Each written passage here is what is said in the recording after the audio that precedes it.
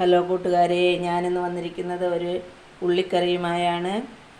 അതിനായി ഇവിടെ 4 ഉള്ളി എടുത്തിട്ടുണ്ട്, ഒരു തക്കാളി ടൊമാറ്റോ എടുത്തിട്ടുണ്ട്. അതിന് മുന്നേ എനിക്കൊരു ലൈക്കും സബ്സ്ക്രൈബും ചെയ്ത് കാണാൻ ശ്രമിക്കുക. എങ്കിൽ മാത്രമേ ഞാനിടുന്ന വീഡിയോസ് പെട്ടെന്ന് നിങ്ങളെ കയ്യിൽ എത്തുകയുള്ളൂ. ഉടനെ തന്നെ എത്താൻ വേണ്ടിയിട്ടാണ്. ഇനി നമുക്ക് ഇത് അരിഞ്ഞെടുത്തിട്ട് വരാം. ഞാൻ അരിയാനായി ഇതാണ് എടുത്തിട്ടുള്ളത്. ഇതിൽ വെച്ചിട്ടാണ് അരിയുന്നത്. ഇപ്പോൾ എല്ലായിടത്തും ഇത് കാണുമല്ലോ. ഇല്ലയെന്നുണ്ടെങ്കിൽ കത്തി വെച്ചിട്ട് നല്ല നൈസായിട്ട് അരിഞ്ഞെടുത്താൽ മതി.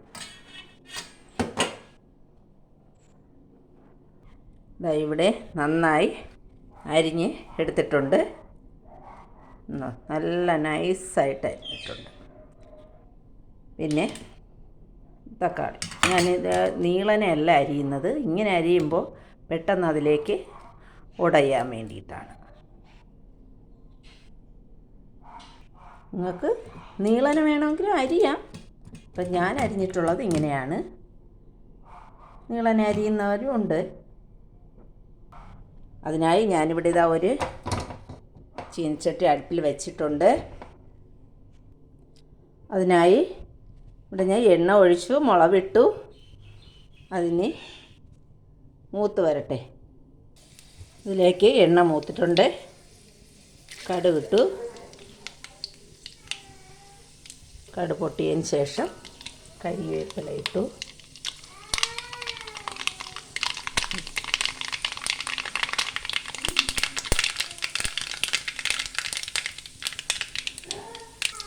കരിവേപ്പിലയിട്ട് അതിലേക്ക് അരിഞ്ഞ് വെച്ച സവോള ഇട്ടു. ഉപ്പും ഇട്ട് നന്നായി വഴറ്റുക.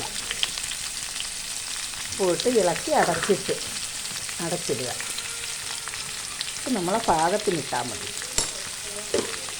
എന്നിട്ട് നന്നായി ഇളക്കി ഉള്ളി എന്തായെന്ന് നോക്കാം. നന്നായി മൂത്ത് വന്നിട്ടുണ്ട്. ഇനി ഇതിലേക്ക് ഈ തക്കാളി അരിഞ്ഞ് വെച്ചേക്കുന്ന ആ ടൊമാറ്റോയും കൂടെ അതിലേക്ക് തട്ടുക. അത് നന്നായി തക്കാളിയും കൂടെ ഒരുമിച്ചായി നല്ല ഒത്തുചേർന്ന് വശണ്ട് വെക്കണം. നല്ല മൂത്ത് വരണം.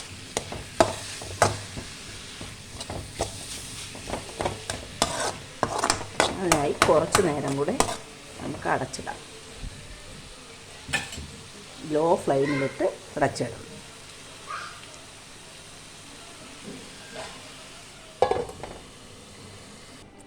അതിനായി നമുക്ക് തേങ്ങാപ്പാൽ വേണം. അതിനായി 2 പിടി തേങ്ങ ജാറിലേക്കിട്ടു.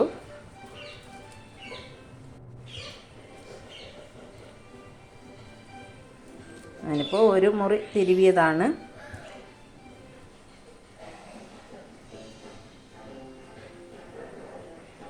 അത് നന്നായി അടിച്ച് പാലെടുക്കണം. പാലെടുത്തിട്ട് വരാം. നന്നായി അടിച്ചെടുത്തിട്ടുണ്ട്. നമുക്ക് എന്തായെന്ന് നോക്കാം. നല്ല വശണ്ട് വന്നിട്ടുണ്ട്.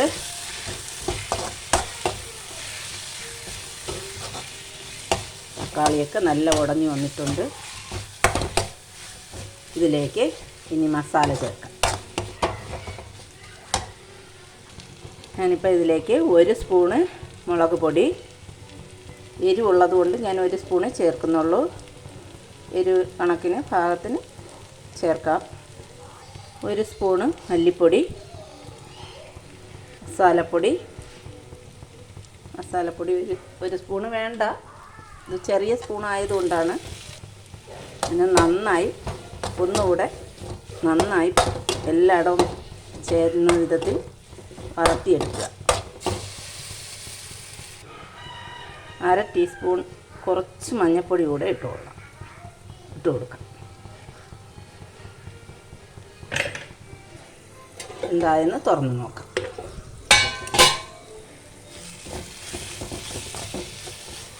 ചെറിയ ഫ്ലെയിമിൽ ഇടാവുള്ളൂ. പൊടിയെല്ലാം ഇട്ടതാണ്, അല്ലെങ്കിൽ അടിക്ക് പിടിക്കും. നന്നായി വറണ്ട് വന്നിട്ടുണ്ട്. ഇനി ഇതിലേക്ക് നമുക്ക് തേങ്ങാപ്പാൽ ഒഴിക്കാം. തേങ്ങാപ്പാൽ ഇവിടെ 2ാം പാലാണ് ഞാൻ ഒഴിക്കുന്നത്. അത് ഒഴിച്ച് ഒന്ന് കുറുകി വന്നതിന് ശേഷം കട്ടിപ്പാൽ ഒഴിക്കാം. 2ാം പാലായിട്ട് എടുത്തില്ലെങ്കിൽ അതിൽ നിന്ന് കുറച്ച് തേങ്ങാപ്പാലും കുറച്ച് വെള്ളവുമായിട്ട് ചേർത്ത് ഒഴിച്ചാലും മതി.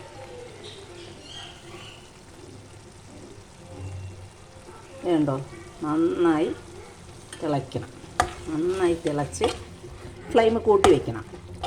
തേങ്ങാപ്പാൽ ഒഴിച്ചിട്ട് ഫ്ലെയിം കൂട്ടി വെച്ച് നന്നായി തിളച്ചതിന് ശേഷം അതുപോലെ നല്ല കുറുകിയതിന് ശേഷം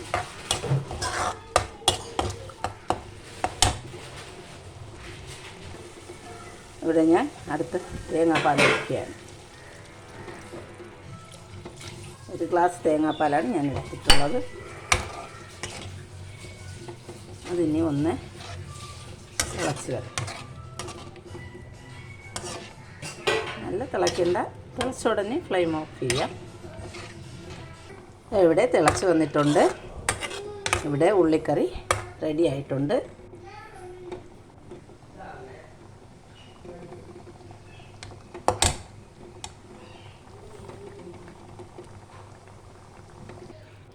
ഞാനിപ്പോൾ ഫ്ലെയിം ഓഫ് ചെയ്തു.